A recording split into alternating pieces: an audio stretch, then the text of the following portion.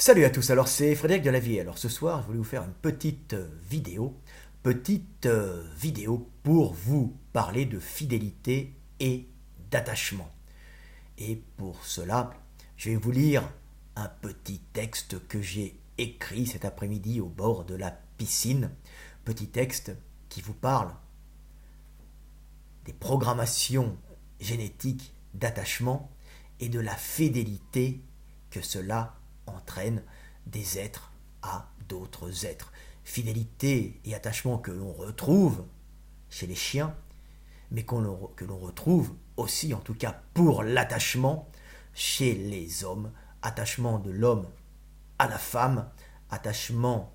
qui pousse parfois l'homme, le mâle, quand celui-ci est quitté, au pire crime passionnel ou au suicide. Voilà, alors pour cela, je vais vous lire mon petit texte qui, je l'espère, vous permettra de mieux comprendre le monde et de comprendre qui nous sommes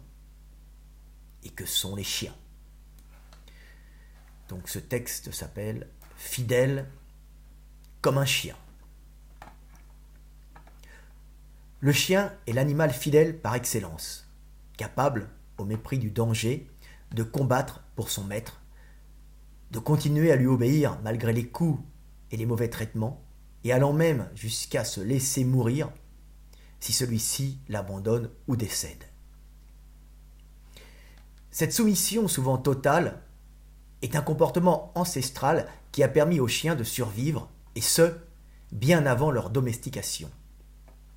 Le chien est à la base un prédateur chassant en groupe qui ne doit sa survie que par son intégration dans la meute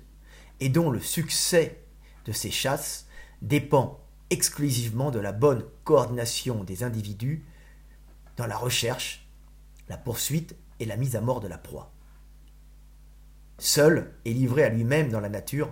le chien est incapable de chasser correctement et meurt rapidement s'il ne trouve pas des maîtres à qui se soumettre pour le nourrir ou des poubelles et des décharges de détritus pour s'y alimenter. Sa programmation génétique est donc celle d'un animal social, extrêmement hiérarchisé, vivant en meute. Meute dont l'organisation est basée sur l'obéissance des individus les plus faibles aux individus les plus forts et les plus agressifs, qui seront, par leur nature de dominants, stabiliser le groupe en y instaurant par la force un ordre hiérarchique pour optimiser la coordination des chasses et permettre ainsi à toute la meute d'avoir une nourriture constante, facilitant la survie de tous les membres du groupe et la reproduction des plus forts. Les chiens sont donc génétiquement programmés pour la soumission et la domination basée sur la force, la violence et la peur qu'elles génèrent, le faible se soumettant par la crainte au fort, le fort s'imposant par la peur qu'il génère chez le faible. Cette soumission est aussi accompagnée d'une programmation génétique de dépendance affective au groupe. Les groupes ayant le plus prospéré au cours du temps, étant ceux dont les individus, qu'importe leur rang social dans la meute, ne la quittaient pas, optimisant la cohésion des individus ainsi que la survie et la reproduction des plus forts et des plus sociaux. Si cruel que cela puisse paraître, dans la meute hiérarchisée, la soumission du faible au fort ne garantit aucunement pour le faible la possibilité de se reproduire et de transmettre son patrimoine génétique. Mais cette soumission du faible au fort consolidera l'union du groupe et la possibilité pour les plus forts de se reproduire, de transmettre leur patrimoine génétique, donnant par là naissance à des dominés et des dominants qui recréeront des meutes hiérarchisées permettant à l'espèce de perdurer. Le chien, qu'importe son rang, est donc programmé pour s'attacher à l'autre qu'il perçoit comme appartenant à sa meute. Programmation qui a fait survivre l'espèce, mais qui pousse parfois le chien à se laisser stupidement mourir sur la tombe de son maître. Ainsi, la vie dans son développement et pour son expansion utilise et sacrifie souvent les individus pour la survie et la pérennité du groupe. Le groupe étant en dernier lieu le garant de la survie de l'individu, souvent incapable de vivre désocialisé. Les forces sous-jacentes qui nous utilisent et nous poussent dans l'action sont donc faites pour faire passer le groupe avant l'individu, optimisant en fin de compte la survie de l'individu qui dépend de la sécurité que lui donne sa bonne intégration dans le groupe. La dépendance affective est donc une programmation génétique qui, si elle ne garantit pas la survie de l'individu, est faite pour favoriser la survie de l'espèce, c'est-à-dire des individus dans leur globalité. Cette dépendance affective du chien à son maître, que le maître soit dur et violent ou affectueux et compréhensif, se retrouve dans l'espèce humaine avec cette dépendance affective de l'homme à la femme, où l'homme, qu'il soit fidèle ou pas, ou qu'il désire s'unir à toutes les femmes à son goût qui passent, n'en demeure souvent pas moins attaché affectivement à sa femme, se sentant détruit intérieurement, sans avenir et sans but, si celle-ci vient à le quitter, le poussant parfois, sous l'effet du manque et de la terrible souffrance occasionnée par celui-ci, à des actes dramatiques allant du crime passionnel au suicide. Cette dépendance affective de l'homme à la femme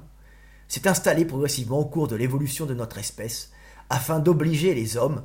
à revenir le plus souvent auprès de leurs femmes pour leur apporter nourriture et protection en échange d'attention, de caresses, d'épouillage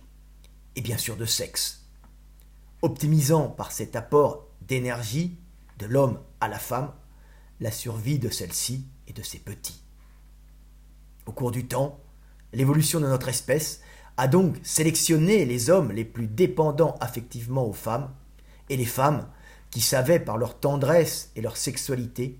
générer une dépendance affective et sexuelle chez les hommes pour qu'ils les nourrissent, favorisant indirectement la survie de leurs petits. Voilà, petite vidéo pour vous faire comprendre que nos dépendances affectives, que nos manques, que nos souffrances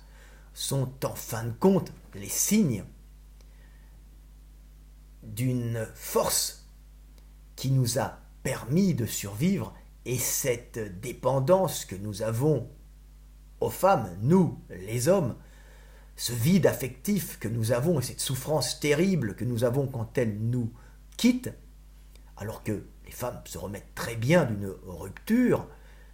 nous, cette dépendance, qu'on soit fidèle ou pas, coureur de jupons ou pas, cette dépendance affective à la femme est en vérité une programmation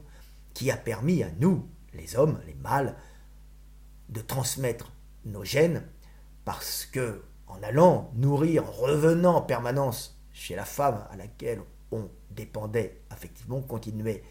à la nourrir, et ainsi on permettait à nos petits, nourris par cette femme, de survivre, optimisant la survie de en tout cas de nos petits, et permettant à notre patrimoine génétique de se transmettre dans le temps et l'espace. Toutes nos souffrances, toutes nos dépendances sont donc des programmations qui ont permis à nos ancêtres